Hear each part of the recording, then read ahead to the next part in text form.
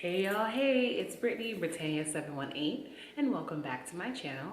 If you are new to my channel, be sure to hit that subscribe button so you can see weekly videos from me. So one of the questions that I get asked all the time is, how much should I be paying for my Sisterlocks? And how much did you pay to get your Sisterlocks established back in the day? So a lot of people feel like Sisterlocks cost too much money, and that's the reason why they aren't gonna get it. And that's fine, I get that. When it came to me, I realized that if I tallied up all of the wash and sets, all of the perms, the braids, everything over the years that I've spent, it actually comes out to more than most installations cost, or excuse me, establishments cost. So for me, it was like a no-brainer. I was like, you know what? I'm gonna get this. Also, I'm a Capricorn, and sometimes we can be a little impulsive. And when we want something, we don't care how much it costs, we're gonna get it. I just think the fact that it's a lump sum of money at once is what freaks people out. Now, I get it. There are some consultants out there that are charging an arm, a leg, an ovary just for getting Sisterlocks for the initial time.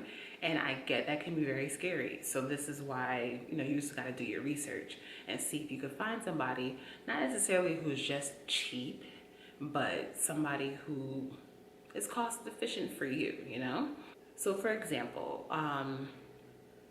everybody knows that everything in New York is just way more expensive, regardless as to whether it's like food, transportation, living cost expenses, everything is more expensive. So sometimes where you are, your demographic area, can alter your price.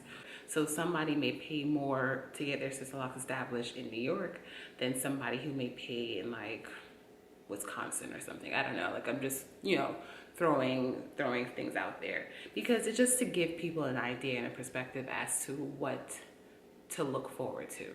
So I got my Sisterlocks established in 2009 of March. So I'm almost about to be 9 years. And I paid like roughly between like $600 or $650. And I know that's probably like confusing to people. Like some people are paying that now for pricing. But again, I was back in Brooklyn and things were more expensive there. And to imagine, like, that was almost 9 years ago. And I only had like 3 to 4 inches of hair when I first started. And you guys know my hair is super thick. It's dense, it's coarse, it's whatever. It's all those words combined. Like, if I had to like categorize my hair type, it's probably like a 4Z. Don't be too alarmed, like don't get too scared when you are contacting people and they're asking for, you're asking for prices just to get a range. But just shop around, look at all the people's work.